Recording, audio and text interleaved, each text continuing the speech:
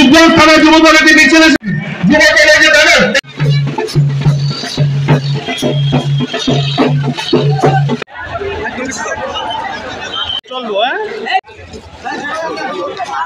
এই যে হ্যালো এখানে শুধু সাংবাদিকদের সামনের এই পোর্শনটা শুধু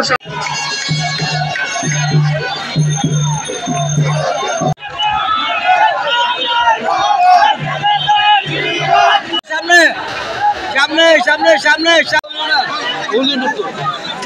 ভালো লাগছে যে ওদিকে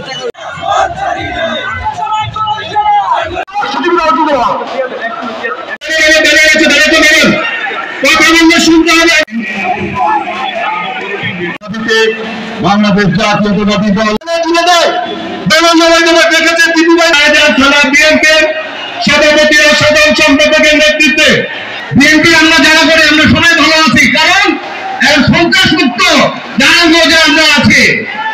এই সিএসি কে মনে রাখতে হবে, যদি তার কোন কার্যক্রমের কারণে জাতীয় নির্বাচন ব্যাহত হয় এর দায়িত্ব তাকে নিতে হবে।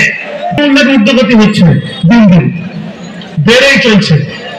সেই দ্রব্যমূল্যের ঊর্ধ্বগতি একটি নির্দিষ্ট মাত্রার মধ্যে রাখার জন্য আমরা গত 17 বছর প্রধানত 3টি দাবিতে রাজপথে লড়াই সংগ্রাম করেছি।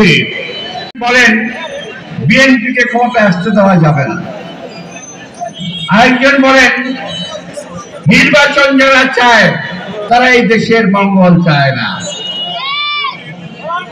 আরে মিয়া বছর পরে এই 17 বছর কই আসিল?